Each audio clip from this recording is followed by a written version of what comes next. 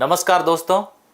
आज का जो विषय है बहुत महत्वपूर्ण विषय है और ये प्रत्येक अभ्यर्थी के लिए बहुत ज़रूरी है। ज़रूरी इसलिए है कि चाहे ऑनलाइन क्लास हो या ऑफलाइन क्लास हो, जब भी मैं क्लास लेता हूं तब हर बार एक ही प्रश्न सुनने को मिलता है कि सर आपको ये सारी चीज़ें आपको याद कैसे होती है, इतना सब आपने याद कैसे कर लिया। अब दूसरी बात, जब हम क्लास के अंदर ये कहते हैं कि कल टेस्ट होगा, आपको ये पढ़ करके आना है, तो ज़्यादातर जो अभ्यर्थी होते हैं वो आपस में ये डिस्कस करते हैं कि इतना सारा तो हमें याद नहीं होता है। आखिर याद होता क्यों है और ऐसे बहुत सारे अभ्यर्थी जिनको याद होता क्यों नहीं है, अब उनको याद क्यों नहीं हो रहा, इसका क्या कारण है? क्या उनको कोई बीमारी है क्या, या उनको डॉक्टर को दिखाना पड़ेगा, या मार्केट से कोई दवाई ला करके उनको देनी पड़ेगी? आखिर ऐसा क्या कारण है, उनको याद क्यों नहीं होता? अच्छा, जिनको याद हो रहा है उन्होंने ऐसा क्या उनसा टॉनिक ले रखा है जो कि टॉनिक आपको अभी तक उपलब्ध नहीं हुआ है? तो एक तो बात मैं सबसे पहले दोस्तों आपके सामने क्लियर कर देता हूं कि इसकी कोई किसी प्रकार की मार्केट में दवाई नहीं आती है। इंसान को जो अकल है ना, वो बादाम खाने से नहीं आती है, ठोकरे खाने से आती है। जो जिसने भी ठोकरे खाई है ना उसको सब पता होता है। मूर्ति जब बनती है ना तो उसके ऊपर हथौड़े से कितने प्रहार हुए होंगे तब जाकर के उसका एक सुंदर रूप बना है। पत्थर जब नदी में टकरा टकरा करके गोल हुआ है तो उस पत्थर को पता है कि मैं कितनी बार टकराया हुआ हूं। सोना सोना जब वो खान से निकल करके जब वो सुनार के पास में आता है और सुनार उसको तपा तपा करके उसके ऊपर जोर से प्रहार दे दे करके जब उसको आकार देता है, तब हम कहते हैं कि कितना सुंदर आभूषण है। ये सुंदरता कैसे आई, आखिर इनको याद कैसे हुआ? तो हम इनके पुराने इतिहास को नहीं देखते हैं।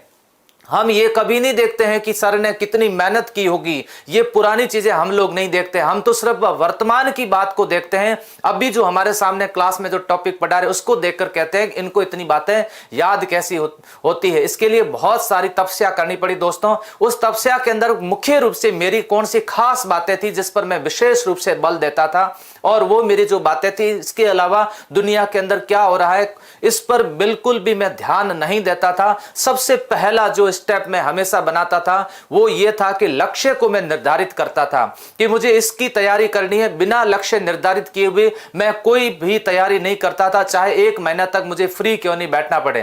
तो सबसे पहले लक्ष्य निर्धारित, और लक्ष्य भी इस तरह से निर्धारित किया जाता था जिस प्रकार से देखिए अर्जुन के द्वारा निर्धारित किया गया। अर्जुन को पूछा गया कि आपको क्या दिख रहा है, तो अर्जुन ने कहा था मुझे चिड़िया नहीं बल्कि चिड़िया की आंख दिख रही है। चिड़िया दिख रही है तो इसका मतलब बहुत सारी भर्तियां दिख रही है।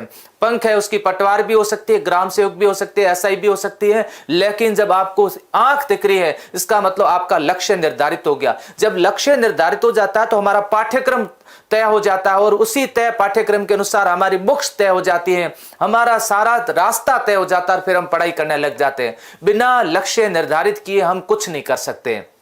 लक्ष्य डेली हमारे आंखों के अंदर रहना बहुत जरूरी है। तब कहा गया कि लक्ष्य न ओझल होने पाए, कदम मिला करके चल, मंजिल तेरे पांव चूमेगी आज नहीं तो कल। तो लक्ष्य ओझल नहीं होना चाहिए हमारी आंखों के सामने। प्रतिदिन अगर लक्ष्य हमारी आंखों के सामने रहा उस लक्ष्य को हम अवश्य प्राप्त करेंगे। दूसरा जो मेरा स्टेप था वो ये था, दूसरे में मैं विशेष रूप से ध्यान देता था एकाग्रता पर, बहुत ज्यादा एकाग्रता पर ध्यान देता था। जब भी मुझे आवश्यकता पड़ती थी प्रातःकालीन या फिर दोपहर के समय या फिर शाम के समय, मैं बिल्कुल शांत मन में एकाग्रता पर यानी मैं ध्यान केंद्रित करने की पूरी कोशिश करता था। हमें ध्यान केंद्रित करने की आप कोशिश करो। हम मन बहुत चंचल है ना, मन के मते न चालिए मन के मते अनेक। इसके तो बहुत सारे मते। आप क्लास के अंदर बैठे हो और आपका मन मेलों में झूले झूल रहा है, सिनेमा हॉल के अंदर पिक्चर देख रहा है, बाजार के अंदर कुल्फियां खा रहा है आपका मन, उसको वहां मत जाने दो, उसको कंट्रोल करके रखो। अब आप कंट्रोल करके कैसे रखोगे? इसके लिए आप प्रैक्टिस करो आप एकांत में बैठ करके कि मैं इसको कंट्रोल कर सकता हूं नहीं कर सकता हूं।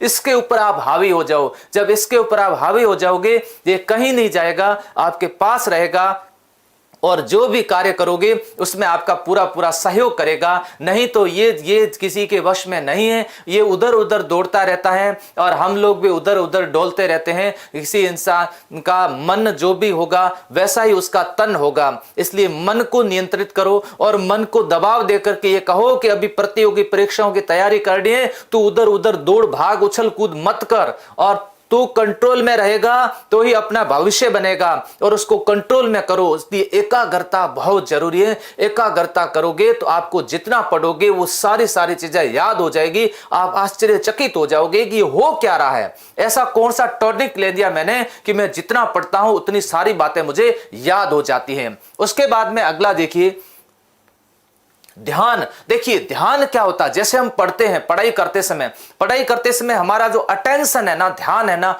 वो उसी लाइन पर होना चाहिए जहां से हम पढ़ाई कर रहे हैं। तो हमें कोई ध्यान भक्ति में ध्यान नहीं देना है, लेकिन हमें ध्यान इतना केंद्रित करना है। जैसे जब भक्ति जो लोग करते हैं वे कितना ध्यान केंद्रित करके भक्ति करते हैं कि वो उनकी तपस्या भंग नहीं होती है। तो ऐसे एक ऋषि मुनि बन करके हमें तपस्या करनी होगी। हम जहां कहीं भी, आप लोग जहां कहीं पर रहते हो, जो भी आपका रूम लिया हुआ किराए पर, उसको एक गुफा समझो और उसमें बैठ करके आप तपस्या करोगे। और तपस्या करके जिस दिन आपको फल मिल जाएगा तो उगते हुए सूरज को सब सलाम करेंगे, डूबते हुए सूरज को दोस्तों कोई सलाम नहीं करेगा। जिस दिन आपका सूर्य उदय हो गया उस दिन स्वतः ही आप बाहर आ जाओगे। आप नहीं आओगे तो दुनिया आपका स्वागत करके आपको लेकर के आ जाएगी, आपको माला पहनाएगी। लेकिन जब तक आप इसी तरह से रहोगे लोग आपको गालियां देंगे और दूसरों का उदाहरण देंगे कि देख लीजिए उसने क्या किया, वो इतनी पढ़ाई कर दी। इसलिए उदाहरण मत बनिएगा, लेकिन आदर्श बनिएगा। और आदर्श बनना है तो आपको जो मैं ये आज जो टॉनिक लेकर के आया हूं इसका प्रयोग आप अवश्य करें। इसके अलावा देखिए, हाँ अब देखो तत्परता, पढ़ने में बहुत तत्परता रखता था। तत्परता जरूरी है। यह देखिए ये जो पढ़ रहा है भाई, इसके पढ़ने में कोई तत्परता नहीं है, इसको जबरदस्ती पढ़ाया गया है। इसके ऊपर घर वालों का प्रेशर है कि अगर तेरे 10वीं बोर्ड के अंदर अच्छे अंक नहीं आए तो तुझे सजा मिलेगी। अब इसको लग रहा है कि कुछ भी करके कुछ भी तो पढ़ लूं। अब ये सिर पकड़ करके पढ़ रहा है। ऐसे भी मैंने बहुत सारे अभ्यर्थी देखे हैं जो सिर पकड़ करके पढ़ते रहते हैं, दुखी मन से पढ़ते रहते हैं, और वो किताब के ऊपर चिड़चिड़े मन से पढ़ते रहते हैं। और वो कई विषय उनके ऐसे होते हैं पाठ्यक्रम में जिसको पाठ्यक्रम को गालियां देते हैं, कहते हैं ये तो मेरे को समझ में नहीं आता है, ये मेरे पल्ले क्यों पड़ी है, ये तो एग्जाम, ये तो होना ही नहीं चाहिए, इसको पाठ्यक्रम में हटा देना चाहिए, ये क्यों शामिल करते हैं। ऐसा रोने वालों को कभी सफलता नहीं मिलती है। अगर आपको पाठ्यक्रम में कुछ कठिन चीजें दी है तो मुस्कुरा करके आनंद से उसका स्वागत करिए और हर कठिनाई का मुकाबला करने के लिए आप लोग तत्पर होइए। घोड़े को पानी के पास तो लाया जा सकता है, लेकिन पानी पीना घोड़े पर ही निर्भर करता है। इसलिए तत्परता पर विशेष रूप से ध्यान देता था, हर कार्य करने के लिए तत्पर। जब मुझे लगता था कि मेरा पढ़ाई करने का मन नहीं है, मैं बिल्कुल नहीं करता था। कई बार तो 2 दिन निकल जाते थे, पढ़ता नहीं था। तो मुझे पास पड़ोस के लोग कहते थे कि अब पढ़ाई क्यों नहीं कर रहे हो आप। मैंने कहा मेरा मन नहीं है पढ़ने का। बोझ नहीं रख के, बोझ नहीं बनना है और बोझ की तरह पढ़ाई नहीं करनी है। और जब पढ़ने का मन करे ना तब आनंद के साथ पढ़ना चाहिए। तब पढ़ाई का मन तब करेगा जब मन को कंट्रोल में रखोगे, और इस मन को आपको कंट्रोल में रखना चाहिए। देखिए वातावरण होना चाहिए। एक हमें विशेष रूप से ध्यान देना है कि हमारा जो कक्ष है उस कक्ष का जो वातावरण है वो साफ सुथरा वातावरण होना चाहिए। बहुत बार मैं देखता हूं आस पड़ोस के, कई बार मैं पढ़ने वाले विद्यार्थियों के रूम पर चला जाता हूं, इतना सा तो कचरा पड़ा है उसके अंदर, अनावश्यक फिल्मों के चित्र लटका रखे उनके अंदर। तो आप जब उस चित्र के ऊपर आप जब देखोगे तो उस चित्र से जो भाव है वो आपके अंदर आ जाएंगे। तो एक तो दीवारें है ना एकदम साफ सुथरी रखनी चाहिए रूम के अंदर, क्लीन किसी भी प्रकार का। मैं जब भी पढ़ता था सामने वाली दीवार एकदम साफ हुआ करती, उस दीवार के ऊपर कुछ भी नहीं रखता था। घड़ी भी होती थी उसको छुपा कर रख दी जाती थी। सामने की दीवार के ऊपर सिर्फ जो मेरा लक्ष्य होता था वो ही लिखा हुआ होता था कि मुझे ये बनना है। इसके अलावा पूरी दीवार को एकदम साफ रखता था, फिर उसके सामने बैठ करके पढ़ता था। और सुबह उठ करके सबसे पहला काम यह करता था पूरे रूम की सफाई, क्लियरिटी। और वहां पर जब क्लीन होगा रूम तो हमें बहुत अच्छा लगेगा। हमारा वातावरण हमें यह कहेगा कि यहाँ वातावरण कितना शुद्ध है, और जहां शुद्ध वातावरण होगा वहां पर पढ़ाई होगी।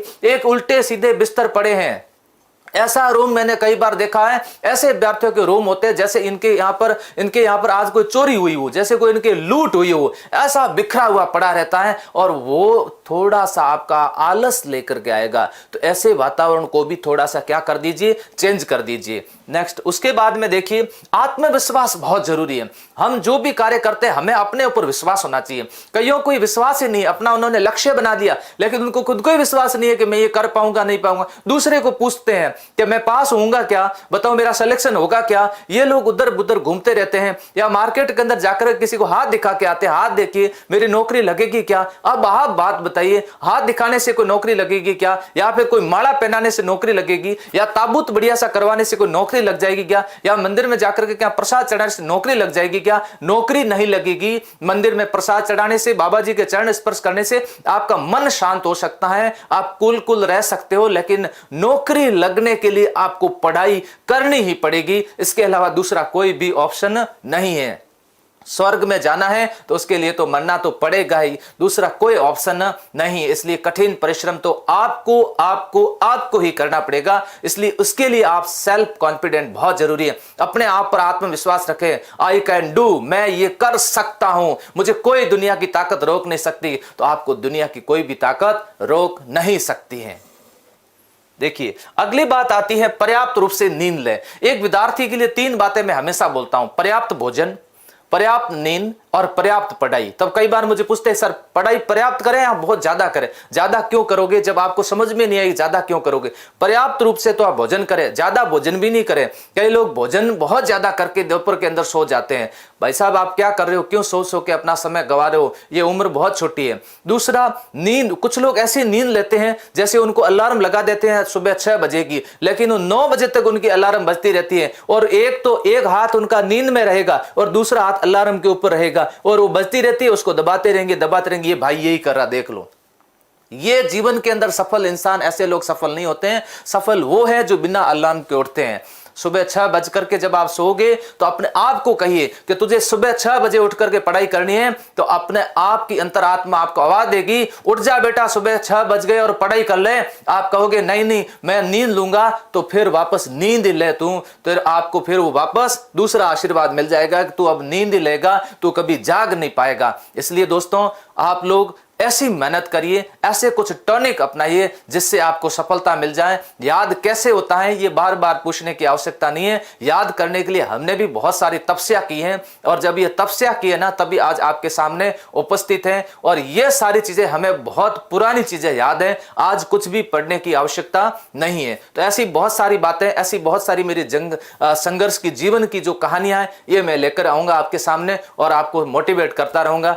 Thank you. आज का ये वीडियो आपको अच्छा लगा है तो शेयर करें। आप भी ये कोई अच्छा सा मोटिवेशन, आपका जो कोई थॉट है वो इस वीडियो के कमेंट बॉक्स में जरूर लिखें, ताकि मैं आगे जब भी आऊंगा तो आपके थॉट को भी एक बार वापस आपके सामने लेकर के आऊंगा। थैंक यू, धन्यवाद। जय हिंद, जय भारत।